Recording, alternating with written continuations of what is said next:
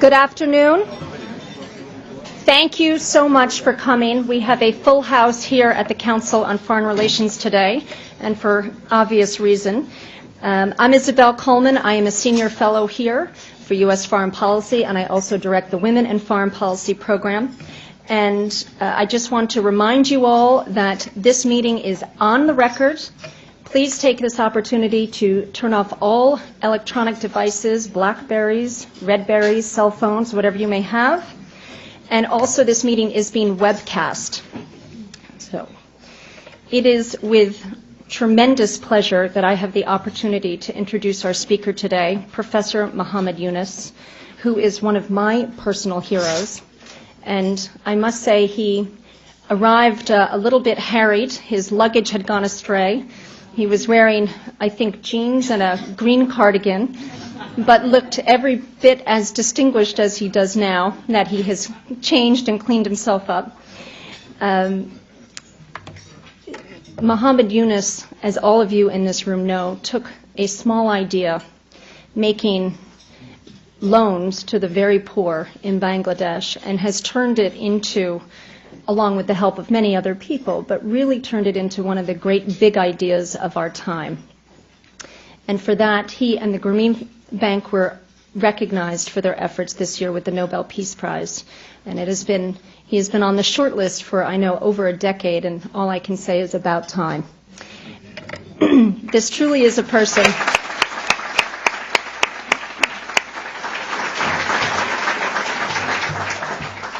Grameen today has made over $5 billion in loans and serves 6 million people, 97% of them very poor women. And this man and this concept needs no further introduction. Thank you.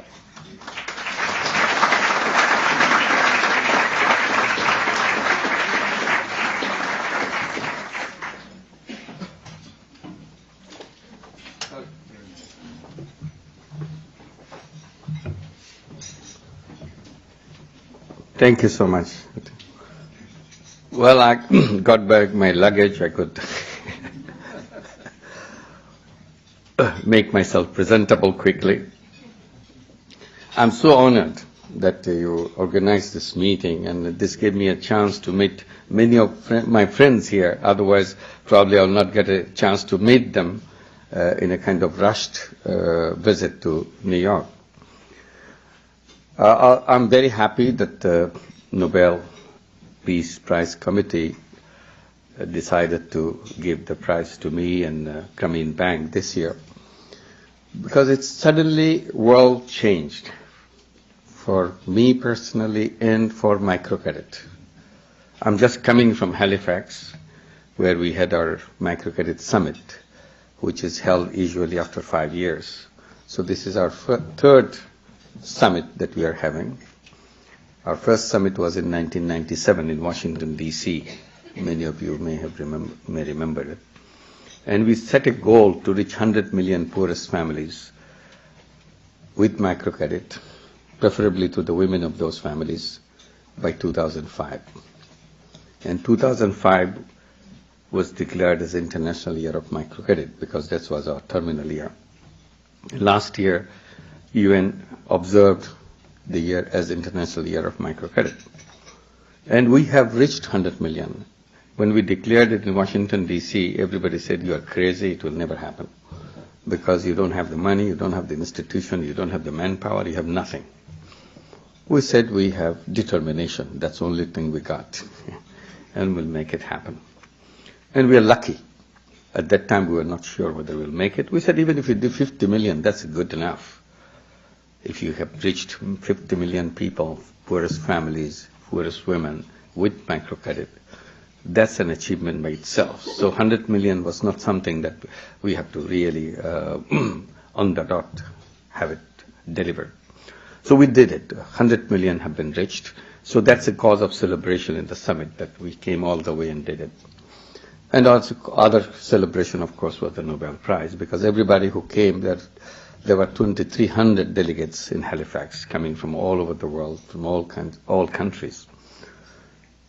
And it appeared like every one of them are the Nobel laureates. This is a fantastic energy that created in them. So now we can achieve anything we want. First of all, we have done something, and then right on the date, we got the Nobel Prize. So we said, they set the new goals now. What does it mean to have microcredit for the poor people?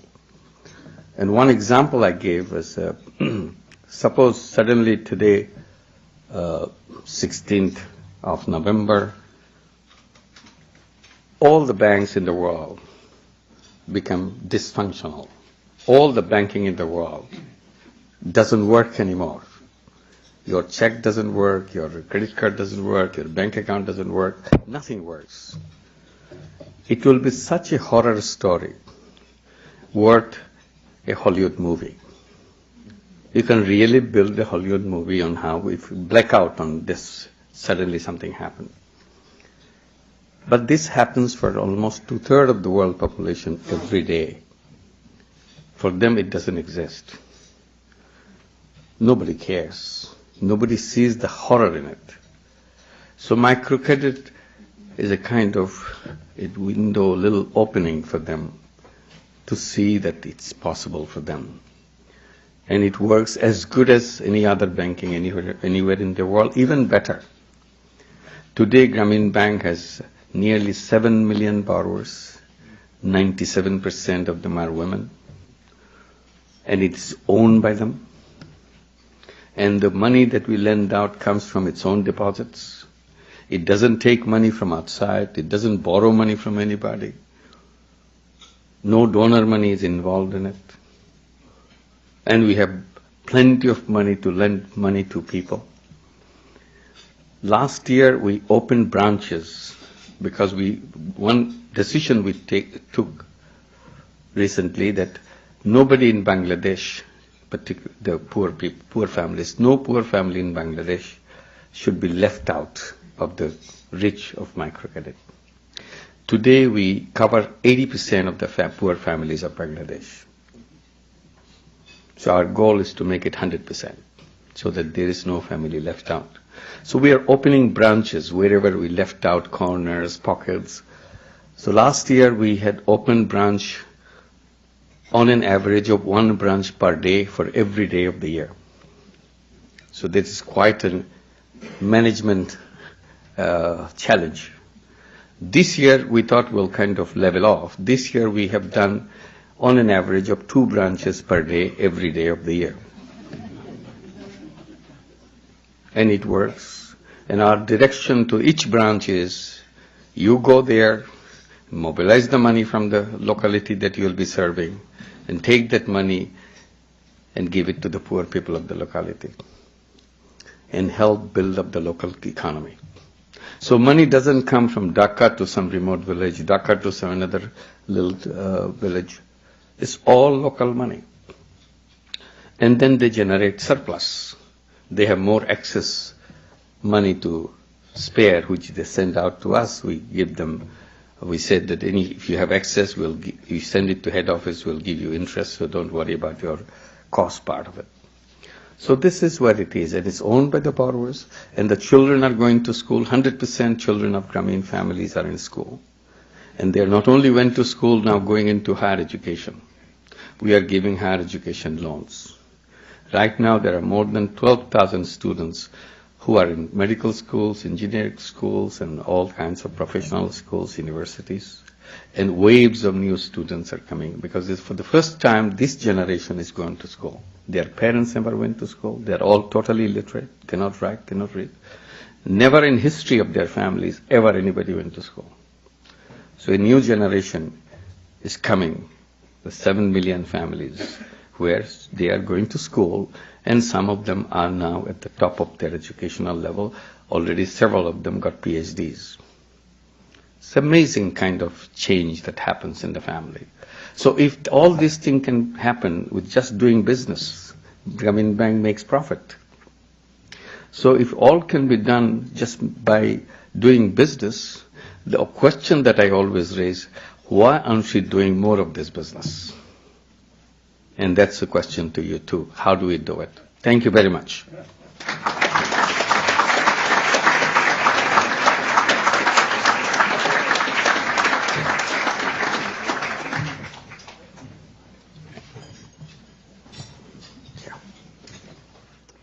Thank you for those comments. Thank you. I'm just going to start out by asking you a question that I was asked frequently by the press, who called me on October 13th and shortly thereafter, after you were awarded the Nobel Peace Prize. And the question I got put to me in one way or another was generally this: if microfinance is so great, why is Bangladesh still so poor? And I'd love to hear your answer. You got me there. Yeah, we started so far back, so it takes time to get out. 58% of Grameen borrowers' families have moved out of poverty. Each year, they're moving out. So this is one good news, that within Grameen, so far, 58% of them moved out of poverty. And with a very strict evaluation of that, how would you consider a family getting out of poverty? And all the studies have been done on Grameen. They see steadily people coming out of poverty. World Bank study, which was done in the middle of 90s, it's a long, longitudinal study, it concludes that on an average, 5% of Grameen borrowers get out of poverty every year. So that's something. So this is within the Grameen, and I talked about the children part of it, with how the new generation is emerging from Grameen Bank. The other part is Bangladesh is also, as a country, doing very well on poverty reduction. During the decade of 90s, on an average of 1% of poor people got out of poverty. So reduction in poverty by 1% on an average of an entire decade. So almost 10% of people who are under the poverty line got out of poverty during 90s. We were hoping that this will continue during the 2000 and later. Our expectation was overfulfilled. During 2005 up to 2000 to 2005, on an average of 2% reduction in poverty has taken place. And if we continue to do it at 2% level for the rest of the time until 2015, we will be one of the lucky countries, fortunate countries, who will be reducing poverty by half by 2015, the Millennium Development Goal that we promote so much. So we are right on the track. If we do a little better than 2% per year, we will be over-fulfilling our target. So this is a happy news, because when we talk about Millennium Development Goal, people have a kind of a little smile on their lips that this is something we talk about, but it's not real. But for Bangladesh, this is very real. And I'm sure in the whole thing, microcredit, as I say, 80% of the families, of poor families in Bangladesh have been reached with microcredit, has played a very important role. And not only poverty reduction as such, if you look at the population growth rate, Bangladesh is one country, again, a very fascinating country where population growth rate has declined very sharply over the last 20 years. Fertility rate declined by almost, brought it to half. It used to be something like 6.6, 6.7 20 years back. Today is 3.5, 3.6. So this is one country silently, quietly achieved something like that. And it's all because both of them, because just one more point and I'll stop, it is because of the empowerment of women. And that has, microcredit has helped tremendously in changing the whole status of women in Bangladesh. Thank you. Today in the microcredit industry, there's a tension between profit and social justice. And I wonder if you could talk a little bit about that. Yeah. I mean, just Sure. Recently I read an article where a critic of yours said, oh, Yunus, he's against the banks. And there is a feeling that Grameen really is very much focused on social revolution, whereas others in the industry are more focused on the long-term profitable sustainability of their microfinance institutions. One issue that I promote, and I have been talking quite frequently about it over the years, I was saying that the one big mistake or big gap, the interpretation of capitalism has been that in the area of how you define a business. The way it's done is very narrowly defined. Business means business to make money. I said, that's a shame. Business can be so many other kinds. I'm not saying business to make money is dirty. It's not. It's a very good thing to do, making money. But saying that there are other things. Why should you ignore that? For example, business to do good to people. The sole objective of business, just simply doing good. without having any inkling at all of making money. Right from the upfront, we say, this is a business where I don't take any profit out. I want to do this to do good to people. That could be another business. After all, human being is not a money-making machine. Human being is so much bigger than money-making machine. Money-making is a wonderful thing, but there are other wonderful things too, to solve the problem of the world and leave a signature on the world that this is where I came and spent some time here, and this is the signature I left behind. So I'm calling them social business, non-loss, non-dividend companies. So we can have a healthcare program, we can have poverty alleviation program, we can microcredit programs, we can have environmental programs on the basis of social business. So we'll compete with each other. For profit maximizing companies and social business companies will be competing in the free market. There's nothing wrong with that. Competition is something you want, and this promotes competition. So bringing that idea into microcredit, I said, I'm in the microcredit as a social business. I want to do good to people, help poor people out of poverty. That's why we are talking about poverty. That's why Nobel gave me the prize. If I'm making money, Nobel would give me a prize? Are you kidding me? You won't be listening to me here. So that's what I do. So I talk about it. I said, this is a wonderful thing. You change people's lives by doing business with them. And this bank is owned by the poor people. They make profit. There's nothing wrong with that. So I said, if you want to make money by lending money to the poor people, go ahead and do it. That's not my business. That's some other kind of business. That's all I'm saying. I'm not saying you stop that business. You do it, but I'll compete with you. That's all I'm saying. As part of that social justice agenda, I know that Grameen has recently started lending to the poorest of the poor, Yeah. in your own words, beggars, Yeah. the most destitute in Bangladesh. And there are some skeptics that can actually work. Can you talk a little bit about that? The skeptics say it may not work, but it means it may work too. That's the chance we are taking. We don't guarantee that it will work. What we do, the issue came. It will be something interesting to discuss why the whole issue came. We always lend money to the beggars. That's nothing new. But some people, academic-minded people or some other orientation in their mind, they said microcredit is a great idea, but it works only at the top layer of the poor people. If you go to the middle layer of the poor people, bottom level of the poor people, it doesn't work. Because why? Because they're illiterate, because they don't have the entrepreneurial ability. They don't have the skill to run businesses. They don't have the initiative and drive to the risk-taking. So I said, this is all wrong, because we have been doing with all those people. That's when you reach 80% of the population, poor population, you brought everybody inside, all kinds of people. And we are saying we want to make sure 100% of the poor people are inside of microcredit. So we are not leaving anybody behind, the middle level, bottom level, and so on. So every conference we go, we come up with this artificial debate. So in one conference, I was so tired of this argument, I went back, I said, look, why don't we just run a program for the beggars? Just to demonstrate. Because you cannot be poorer than beggars. This is the last stage of human survival. Stretch the hand. Please give me something so that I survive for the day. A daily thing, not annual, monthly, just for the day. And in Bangladesh, like any other country, like in New York City, there are beggars.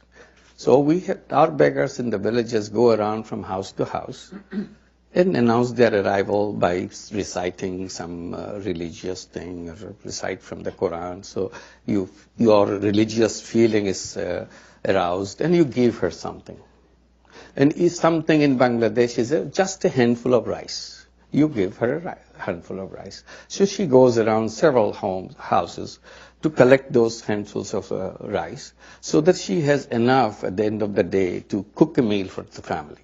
That's all. And next day you start again, everybody contributes your handful and you come. So when I said, let's do it with the beggars, my colleague said, what do we do with them? What do we say? I said, very simple thing. We go and try to understand about their life, let them feel that we are close to them, we are not something coming for a motive or something. They feel close to us. And then say, as you go from house to house, will you carry some merchandise with you? Some cookies, some candies, some toys, something the kids will love or the women will love. An advantage in Bangladesh, women can't go to the market because market is far away and market is totally male-dominated place. Women don't go there. So if somebody brings something, she can say, okay, I can buy something. So I said, it may work. And if they agree, we give the money to carry this. This is the whole simple idea. So we went around talking to them, and we hope that maybe there will be 2,000, 3,000 such beggars will be in the program. But it became such a popular program. Today there are 84,000 beggars in that program. And many of them quit begging completely because their business division has worked so well. Their begging division has been closed down. We said, you don't have to stop begging. That's not our deal. We say, give people option. Give people option. Whether they will give rice or they will buy something from you. Some people say, okay, I'll buy something from you. It's good. I'll buy some toys from you. Bring me some toys like this tomorrow with the red color, with this. So my kid wants it, one of them. So she goes, next day she brings it. So she becomes a kind of business agent for you. She goes and picks up the thing you want to. Some people are giving her a list of things to bring because she cannot go herself. So this is the begging thing. Now you ask us the question, is she entrepreneur? Of course she's entrepreneur. She's running a good business. She even decided to close down one division. So this is a simple thing. And now you say, will 84,000 of the beggars come out of begging? I don't know. If 8 of them came out of begging, I will be dancing on the floor. 8 of them stopped begging because begging, not only she is doing the begging, her parents did the begging, her grandparents did the begging. So you made a break in their history. If I do it 8, I get excited. If I go it 800, I get more excited. I don't have to wait for 84,000, all of them to come. So if they have doubts, I have the same doubts too. But I see the other side. There is a chance, and I take the chance. You just said earlier that a huge part of Bangladesh's success has been the empowerment of women. Yeah. Can you talk about how the 16 points that you have your borrowers abide by, how that has influenced now 2 generations of women and men in Bangladesh and what impact it's had on sort of the broader society? 16 decision that is referred to is something that over years, in the initial years we have been discussing, let them discuss about their life. It's just taking the money, paying back. What is it that they want to look forward to? What are the problems in their life? What are the things they would like to happen in their life? So that went on for months, for years, and gradually one thing emerged and another thing emerged, and it became known as decisions. First there were 4 decisions, then the next year they added 2 more decisions, they became 6 decisions. So by 1984 we had 16 of them. 16, at that time it was not popular as 16, just 16 of them on the list. And and then next meeting of the National Convention of our borrowers, they wanted to adopt 2 more decisions. And I stood up, I pleaded with them. I said, look, we already have a plate full of decisions. Let's concentrate on implementing those decisions. Stop here. And once we fulfill all those, then we'll take the next list. So they agreed, okay. So gradually it became known as 16 decisions. What are those decisions? 1, we shall send our children to school and make sure they stay in school. We shall not take, another one, we shall not take any dowry at the time of the marriage of our sons. We shall not give any dowry at the time of the marriage of our daughters, because this is a curse. Anybody who is familiar with dowry system in India, Bangladesh, they know that poor people are totally demolished by these customs. So the way they debated and discussed, the final argument was, we are the mothers. When we try to marry off our daughters, we get scared to death. Where are we going to find the money to marry off the daughter for the dowry money? When the same mother, when she wants to find a bride for the son, is looking for the family who can provide you the biggest dowry possible. Same mother. So it's not something coming from above or something, it's me. So as mothers, if we don't take, we don't have to give. So if you're so scared of giving, we don't, just only way to stop it is don't taking it. So that became a very popular idea. So it came into the decision, we shall not take, we shall not give. And that became a system. Another one is we shall grow vegetable all year round and eat plenty of it and sell only the surplus. There's a lot of discussion behind it. This is the decision taken when the night blindness in Bangladesh was rampant. Children with night blindness. Very simple cure. We didn't know that about. But gradually seeing this prevalence of night blindness all over Bangladesh in our families of Grameen Bank, we asked around, what is this? They said, well, it's a vitamin A deficiency. UNICEF came forward, okay, we'll give you all the vitamin pills. You distribute and through you we can reach out to poor people. We debated about it among ourselves. We said, no, we don't want to take the pills. And what is others? So the other alternative is vegetables, colored vegetables particularly. If you give them, that's a source of vitamin A. We said, we'll take that option. So how do you encourage them? We grow vegetables. It became such a popular item. We had to start selling vegetable seeds. Very soon Grameen Bank became the largest seed seller in the country. We made penny packets of seeds, literally penny packet, and put a little bit of seeds of this, little bit of seeds of that. Each one is a penny, or something like similar, say 1 taka packet. So people loved it. For soil in Bangladesh is very fertile. You throw some seed, it grows right back onto you. It's beautiful, the fresh vegetable. People are poor, but they don't eat vegetables for strange reasons. For the first time, we have to go back and explain why vegetable is important. People love rice. You give a plate full of rice. You give me little rice. I was very disappointed. We'll work on that. We work on that. More rice. We need plate full of it. Whole big stack. That's what the Bangladeshis love. But no vegetable. For a strange reason. So, but it grows so well. So it became a very popular one. And the decision was we shall grow lots of vegetable all year round and eat plenty of it. It's not making money. Eat plenty of it, meaning feed the children. And then sell the surplus that we couldn't eat anymore. That's what we sell. Today, night blindness in Bangladesh became a history. It doesn't exist in Bangladesh anymore. So this is how all these items came. You said, what difference did it make? One, night blindness doesn't exist. Dowry declined. And children are in school. I just told you right from the beginning. 100% Grameen families, children are in school. And not only they went to school, the environment that created today, they are in the top classes. They are in the medical schools. They are becoming doctors, engineers, and so on and so forth. So we have a completely different program coming in the second generation. How to support them. And one, just quickly to put, one of the things we're discussing when they say, where are we going to get the job? How are we going to pay back your money? We said, let's talk about it. As Grameen students, you should be adopting a pledge, make a pledge to yourself and take it very seriously. Every morning you wake up in the morning, look at yourself in the mirror and repeat this pledge. I shall never seek a job from anybody. I shall give jobs to people. I will create jobs for other people. And people say, how are we going to do that? We don't have jobs and you want us to create jobs? I said, look at your mother. She didn't apply for a job anywhere. She took a loan from Grameen Bank, created herself a business and took care of you. Today you are in the university, you are in medical schools. If you don't find answer, you look at her life.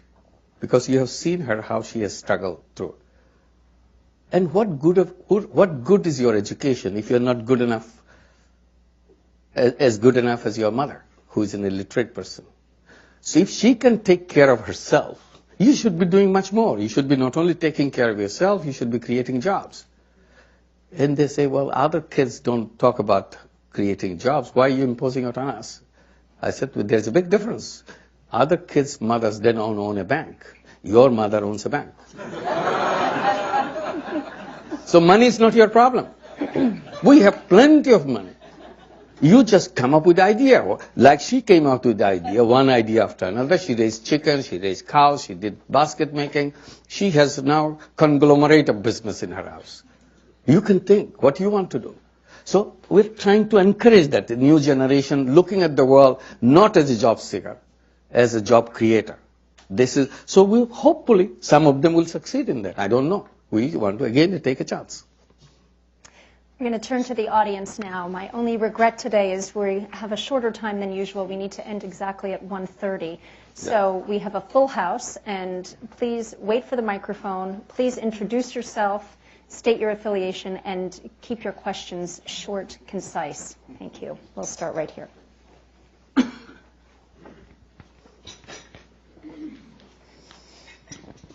Thank you very much. Thank you. Appreciate your contributions very, very much. I'm a big fan. My name is Hoyt Webb. I'm with IBM. I held a small symposium here at the council several years ago on microcredit. And one of the comments made by the participants, particularly in the financial industry, were that the cost to provide these loans, the microcredit, often is too high. This doesn't seem to be an issue for Grameen, so maybe you can share some insights to the larger financial... That's a trade secret. We don't want to give it up. You'll be competing with me. Not IBM. I welcome you. I welcome you. You could share anything for... It's not as expensive as being told.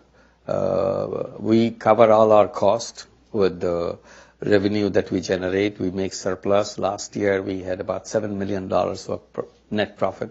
This year we're looking forward to some $20+ billion as profit. So it's something that we are expanding. Our profit is increasing, and people are happy. So we cover all the costs. Like we have our deposit rates in bank, where our cost, one big item in our cost, is minimum of 8.5% interest in our deposits, and it goes all the way to 12% interest. And our lending rate is the highest one is 20% interest rate for income generating activity, which is above our maximum deposit rate and minimum deposit rate. Then we have our housing loan. Our interest rate is 8%, which is below our minimum deposit rate. In other words, we pay you more for the deposit than we charge you for the loan. But we do it because housing is such an important element that we want to make it attractive to them. Then we give the student loan. During the study period, as long as you are in school, 0 interest. No interest is charged. When you finish school, it's 5%. Again, below our deposit rates, all the way down. And the beggars, just I told you that this is interest free. So you can take as much time as you want. Money doesn't grow. You take your time. Whatever you can pay us. Only deal is you pay us the full amount finally in 6 months, in 1 year, in 6 years. Whenever you do it, you are ready to take another loan. So that's an incentive to pay and get into a bigger loan, and so that they can expand their business. So we have, with this, with the 4 interest rate, 3 of them are below the deposit rates. So we are cross-subsidizing it with the 20% interest that we charge. And still we make money. And how we do it is a question now. You can look at it, how with our delivery system and so on. It doesn't have to be expensive. And on top of it, we provide scholarships, which is a grant, which is not something.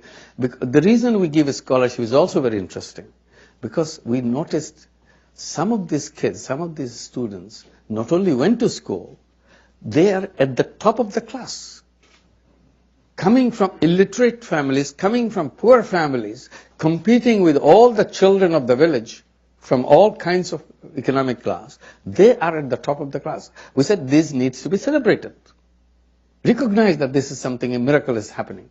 So we said the only way we can do it in an institutional way, give them scholarships. Today we give nearly 30,000 scholarships every year, and that number keeps on increasing. And this is all from our own cost. So we do that. Still we make profit. So those who say it's expensive, they don't know the business. We'll teach them how to do the business. There's no problem. Our job is to make more people come into that. And when we do it 100% families covered, we want the whole world to have 100% covered. That's all our intention. Hi, sir. James Sosnicki with the Small Enterprise Assistance Fund. How much of Grameen's success would you attribute to the unique situation within Bangladesh, and how much of the Grameen model do you think is transferable to other countries? Thank you. I'm just coming from Halifax, and everybody says we are a Grameen project. We are a Grameen program. So it's all over the world. And not only that, they even name their programs as a Grameen program. There are Grameen Spain, there are Grameen Mendoza, there is Grameen Argentina, there are Grameen, you name, we can't keep track of how many Grameen all over the world. Meaning that they are committed to the ways it is being done. So it is very much replicable, otherwise they won't be in this business and they won't be doing the same things. So I would say it is not peculiar to Bangladesh, it is peculiar to poverty. Wherever poverty exists, it works. It works in New York City. In Harlem, they have a program called Project Enterprise. Some of you are familiar with it. I see people from Grameen Foundation USA who run the program. So here it is. It is in Dallas, Texas. And there are several Grameen replications in the USA. So this is not something peculiar situation and environment. If there is any peculiarity, anything strange, it is strangeness about poor people. If it is quote unquote strange in the eyes of other people, that's all.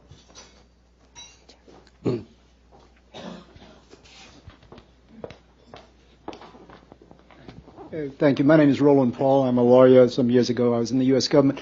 But my question, Mr. Yunus, follows on the first question. I think it would seem the key to your success is not having an excessive lost loan situation, Sure, losing money on loans. How do you avoid having too many bad debts? Yeah. A book just came out from Kumarian Press. It was being sold at the Microcredit Summit. The title of the book is Poor Always Pay. And this is true. And the whole book is written about how people didn't pay, disappeared, came back 5 years later, say, can I come back? I said, yes, you pay and come back. So they pay and come back. Because they want to keep the door open. That's the only thing. Not because somebody is beating about the head, because they have no other option. No place to go. This is an opportunity bank. You don't want to close down the opportunity bank. So you keep on paying. And our rules are so simple. If you couldn't pay back, your term was you should pay back in 1 year. This is a weekly installment and so on. You agreed and did it. But you paid only half the amount within a year. Another half couldn't be paid. So we don't go with a stick to hit him or hit her. We said, okay, you have problems. What would you like to do? So can I give smaller installment? So of course you can give a smaller installment. We are not interested in bigger or smaller. We are interested in keep the movement going. So she pays a smaller installment. What does it mean? It means more than a year to pay back. So you take more than a year payback, but you are paying interest on that. As long as you are enjoying the money, you are paying the interest. So if you are paying interest, bank doesn't suffer. You do not suffer. Our job is not to make you suffer. Our job is to make you feel happy and move on. So this is the reason why they pay back. Because it's easy to pay back. She doesn't have to stand in line to go to the bank to pay the loans. Bank comes to her every week. She knows exactly when the bank person will come. And their friends will get together and everybody pay. And she takes pride that she's paying. If she cannot pay the full amount, she pays half amount, it's all right. All you have to renegotiate for a longer period. You renegotiate, you have a longer period. You pay back the whole loan. So this is how it works. And this is convenient for them, and there's nothing wrong with the banking part of it. So this is why they pay back. It's 99% repayment. That's how it is achieved. And that's why the bad debt is so small. So this is a big cost for any bank. But we have, even the little amount that we write off, because it's never, we have very strict rule about writing off loans, because it's a time bound. If you have not paid back in 1 year, then it's a provision is made. If you have not paid back the amount, whatever amount, for in 2 years, it's totally written off. But she's still paying. We are getting the money, she has no problem, but it exceeded our cutoff line, and we have written off. Then we get the money back. So most of the written off money also comes back to the bank. So it's a continuous process like this. Back here.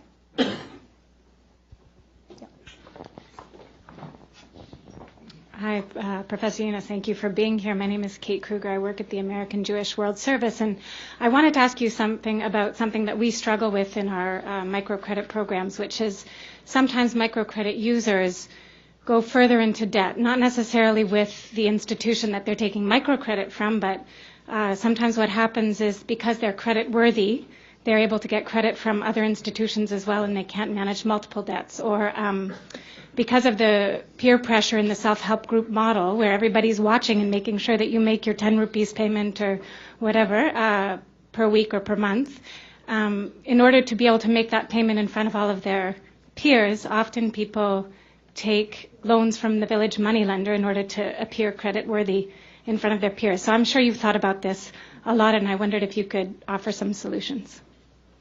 It's true. I mean, human being is human being. They get tempted. They have, particularly the point that could be added to it, social reasons. People need extra money. No matter what we say, you want to get your daughter married off, how poor you are, still you have to entertain your relatives, your friends, you need extra money, you don't have money, so you go to the moneylender, you do that. It's possible. At the same time, for Grameen, I would say that is kind of a little bit counterbalanced. Our savings program, and I mentioned that all the money comes from the deposit of the bank. Bank doesn't have to borrow from anybody. Bank doesn't have to take any donor money or take subsidy from the government. It doesn't take any money from anywhere. So all comes from internal deposit. People keep deposit. 67% of that deposit come from the borrowers of the bank. It's not a small money. Grameen Bank lends out nearly $1 billion a year. It's, to be exact, something about $800 million. All coming from the deposits. And 67% of that money is a big money. And this is their money. So if you go around and talk to borrowers, she will tell you how much she has in her savings account. So she's not running to the moneylender just like for whatever reasons, because she has her savings. So this is one protection she builds up, that if we need that extra money, not only social reasons, another reason is the disaster. Bangladesh is a country of disasters. We have man-made disasters, like our politics is a disaster, and natural disaster, like floods, is a very recurrent phenomenon in Bangladesh. So she had to prepare that. Coping capacity and savings come in handy. Of course, for disaster, bank has also policies to give them fresh loans, give them move on, restart the whole thing. I will still say yes, this could happen, but not in a kind of general global sense. Of course, there are people who get in super. Sickness is another reason. That is so, you are so desperate, you don't care what happens to you. You do anything to save the life of your wife, your daughter, your son, your husband, whoever it is. So you go into that. But not everybody's family having crisis. These are crisis situations or social crisis situations. Thank you. No, orange here. Thank you. Inger Elliott, IME Limited. Is it something about the culture of Bangladesh, or might it be the drinking water, that 97% of your clients are women? No, it was very deliberate. It was. It goes back the initial period of Grameen Bank. Before I launched the program, I took the responsibility of taking that a step. I was struggling very hard with the conventional banks to open the door to lend money to few people in the village next door to the university where I was teaching. If they had given the money, today Grameen Bank will not be born. I'll be happy and will go to carry on. But they refused. For the simple ground that poor are not creditworthy. You cannot lend money to the poor people. They will eat up that money. They will never pay back. And then they don't have the collateral. Without collateral, bank cannot work. So my struggle began to convince them, at least you try. We may be wrong, may be right. If it is right, it will be fantastic. Can you try? I said, no, we don't have to try. It doesn't make sense to give money to the poor people. Anyway, so I was becoming more and more critical of the banking. I said, banks are wrong, they are unjust, they deny access, deny service to the poor people. This is financial apartheid. All kinds of things which will irritate them. It irritated them, but didn't work. Then I came up with another thing. I thought this will irritate them more. I said, not only you reject the poor people, you reject women. They said, no, this is crazy complaint. I said, no, it's not crazy. I said, look at the gender composition of your borrowers. If you can show me even 1% of your borrowers happen to be women, I will not complain. There was no 1%. Still there is no 1%. So I said, you are against women. Even she is a rich woman, you don't lend money to her. It's not a question of just poor. So when I began, I wanted to make these 2 points very clear. One, I lend money to the poor, and I lend money to both men and women. 50% of my borrowers must be women. And I made it a rigid. But I go to the woman to lend money. She said, don't give it money to me, give it to my husband. I don't know anything about money. Some said, I never touched money in my life. It scares me to death to handle money. So it is something you should talk to my husband. We kept saying, no, it's not a husband issue, it's you. You think about, I don't know anything, what can I do with it? So this is a struggle. And I took my students, girl students, because I cannot talk to them. Because as a Muslim, women are not supposed to talk to men. So I had a big handicap. So I took my student, the girls, one of the girls is present here, who was the one, Nur Jahan. Here she is. She is now the general manager of the bank.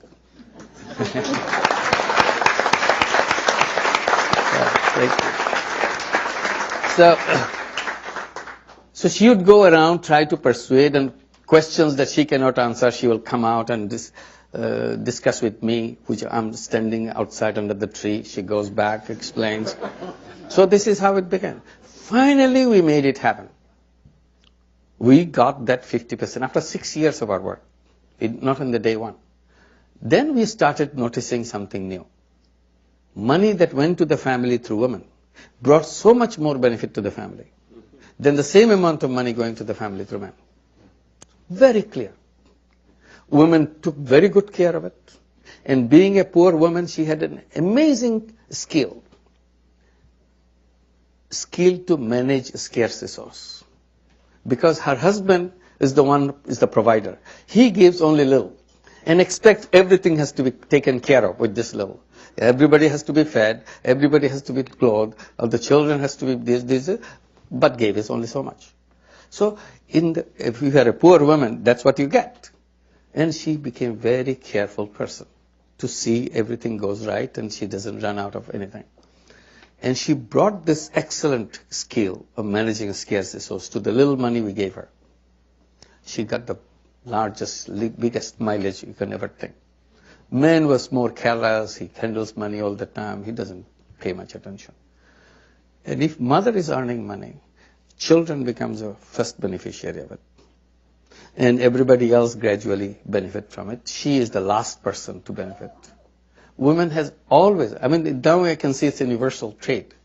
It's a self-sacrificing mode. She's happy to see others happy. Men want to be happy himself rather than... So we saw those things and we kept talking about it and we changed our policy. We said, forget about 50-50. Who says 50-50? Let's concentrate on women. And that's when we came to this. And gradually we moved from 70 to 80%, 90%, and stayed like that. So we are always, from long time, we are above 90%. It's now 97%. So this is how the women, all the children, as I say boldly, I'm saying 100% of the children in school and all those things happening because mother is the borrower. Because she is building up the new life in the family. And that makes a lot of difference.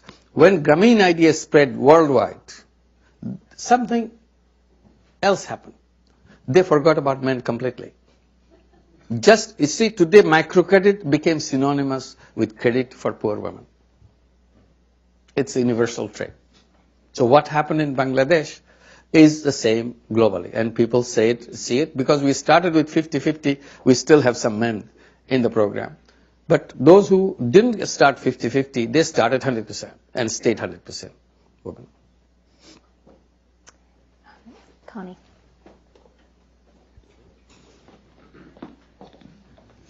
Thank you. I'm Connie Duckworth, Arzu Inc. In part due to your microcredit seems to be held out as the universal panacea to global poverty. Are there particular characteristics of developing countries or scenarios in your mind where microcredit is not the answer? Microcredit is not the answer for everything anywhere. It's just one more thing. So we never, if somebody says microcredit will take care of it, forget everything else, you are listening to a wrong person. Microcredit is important. Financial service is important. That is missing. That's why I'll say, why should it be missed? Nobody argued that stop education because we got the key. Give the money. Forget about everything. We never said that. That's why we're saying 100% education. That's what we're saying. It's so important. We didn't open the chapter of health. That's another story. We are always, and we brought we just slightly came with the vitamin A deficiency. That's health. We didn't say, oh, let them have night blindness. Who cares? As long as my money comes back, I'm okay. They should be okay. We never said that. One thing I said, of course, on a health issue, just briefly, quickly add, I said, income is the best medicine.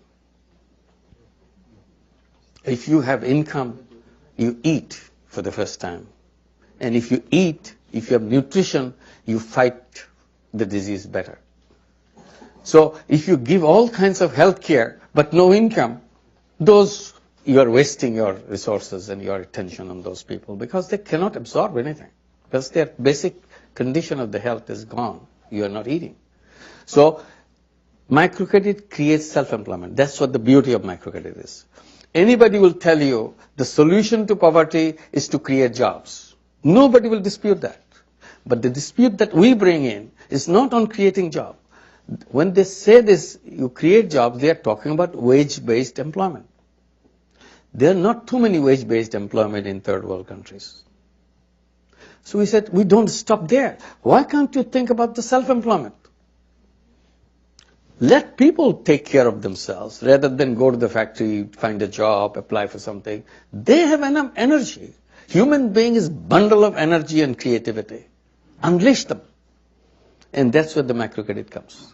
If you give this little money, first time she figures out how to take care of 5 chickens. Once she's successful with 5 chicken, she says, plans that now I'll have 20 chicken. And she goes for 20 chicken. Now she's becoming confident that I can do that. And soon she's running a poultry farm of 2,000 chicken or whatever. Just to start it with 5 chicken. So that's the self-employment thing. We're saying that's the income part. But there are other things you must address. Human life is not just one income. I started out by saying human being is much bigger than money-making machine. So human being, even here, human being is not just making income. Human being has to have all other things. They have to have democracy, they have to have their friendly relationship with each other, they have to have education, they have to have health, they have to know the world, where they live and so on, awareness, and all kinds of values, cultures. So nothing is ignored. Simply said this piece is important piece, but it's not there. In the jigsaw puzzle, you put that, it will make the picture complete.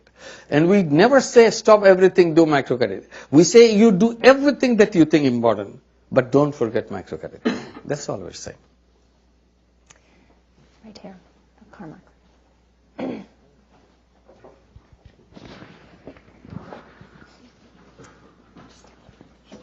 Okay, sure.